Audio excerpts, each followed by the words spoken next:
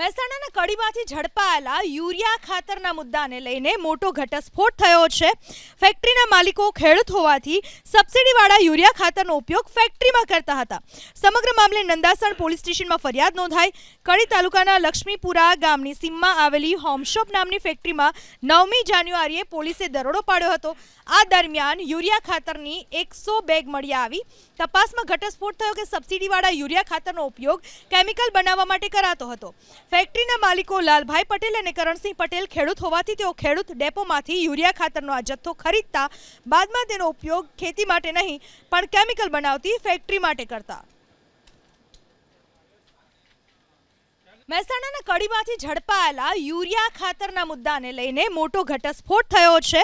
ફેક્ટરીના માલિકો ખેડૂત હોવાથી સબસિડીવાળા યુરિયા ખાતરનો ઉપયોગ ફેક્ટરીમાં કરતા હતા।